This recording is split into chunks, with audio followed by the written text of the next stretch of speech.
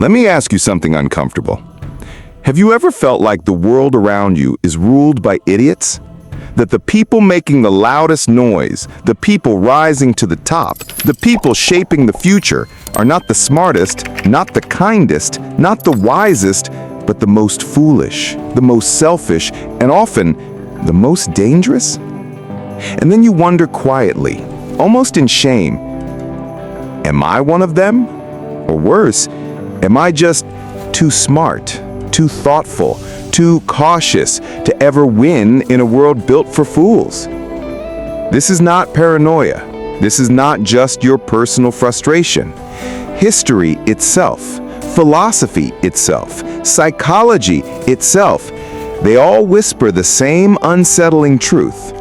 Stupidity, not evil, may be the greatest force shaping human destiny. The silent tyranny of stupidity. Dietrich Bonhoeffer, the German theologian executed by the Nazis, once said, "Stupidity is a more dangerous enemy of the good than malice." He had lived through it.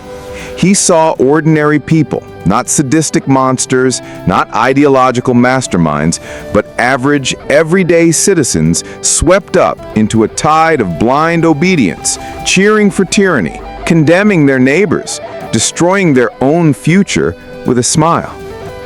It wasn't because they were evil, it was because they were stupid, thoughtless, conformist, unable or unwilling to question the slogans shouted from the loudspeakers. You see, the stupid person is more dangerous than the evil one. The evil person can be confronted, argued with, restrained, but the stupid person is immune. You cannot reason with them because stupidity is not an intellectual defect. It is a moral one. It is the surrender of one's own judgment to the mob. And this is the world you and I live in. Every scroll through social media, every political rally, every viral trend, proof that stupidity doesn't just survive, it thrives. The Dunning-Kruger world. Psychologists David Dunning and Justin Kruger discovered something almost laughable if it weren't so tragic. The least competent people are also the most confident in their abilities. The fool thinks himself wise, while the wise doubt themselves endlessly. You felt this, haven't you? In meetings, in classrooms, online debates. Those who know the least often shout the loudest. Their ignorance is not a source of humility, but of arrogance. Meanwhile, the thoughtful hesitate, nuance their words, second-guess their ideas. And so, the floor belongs to the fool. Nietzsche warned us of this when he said, sometimes people don't want to hear the truth because they don't want their illusions destroyed. But it's worse than that. Sometimes people prefer the lie because it feels easier. And in the age of algorithms, the lie doesn't just spread, it dominates. Why the worst rise? Niccolo Machiavelli, centuries ago, explained why the most cunning, not the most virtuous, so often rise to power. He understood that politics rewards ruthlessness, not wisdom. To survive in the court of princes, one must not be good, but clever. Now, translate that to our world. To win in politics, you don't need to be right, you need to be loud. To win on social media, you don't need to be wise, you need to be viral. To win in business, you don't need to be ethical, you need to be profitable. And so, the worst arise. Not because evil is stronger, but because foolishness is easier. Lies spread faster than truth. Outrage spreads faster than reason. Stupidity is not an accident. It is the fuel of systems designed for profit and control. But what about you? What about those who see through the illusion?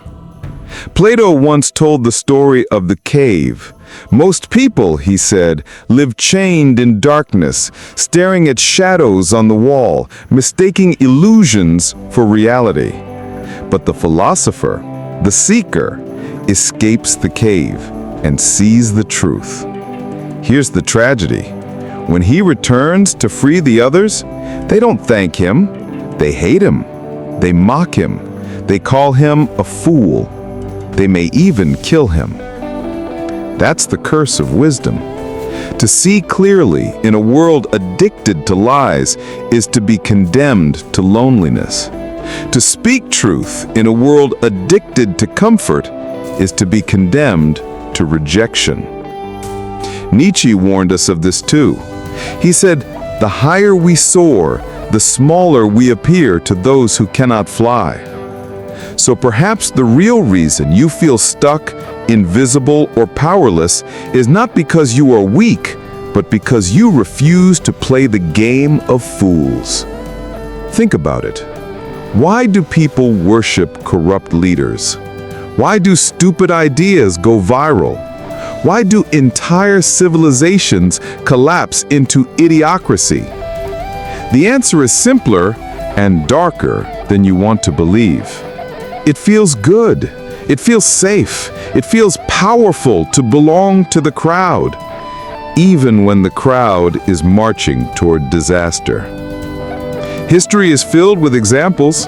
Rome, once the beacon of civilization, collapsed under the weight of its own decadence and stupidity. The people didn't care for truth, for virtue, for discipline. They wanted bread and circuses, entertainment, distraction, indulgence. Sound familiar? Nietzsche called it herd morality, the instinct to belong, to obey, to think what everyone else thinks.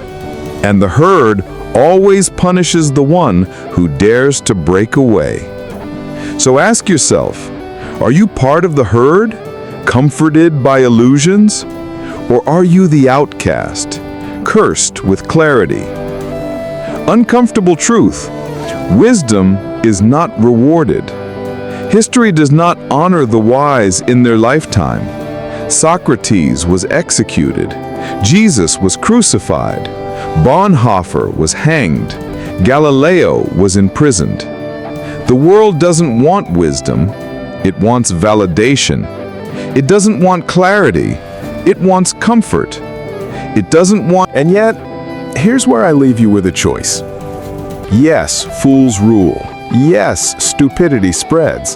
Yes, wisdom suffers. But ask yourself, what is the alternative? Would you rather live blind but comfortable? Would you rather be ruled by illusions than haunted by truths? Would you rather be another cog in the machinery of stupidity or the wrench that dares to jam it? Because here's the secret. Even if wisdom doesn't bring power, it brings freedom. Even if truth doesn't make you popular, it makes you awake. And even if the world belongs to fools, your mind, your soul, doesn't have to. Maybe, just maybe, your refusal to play the fool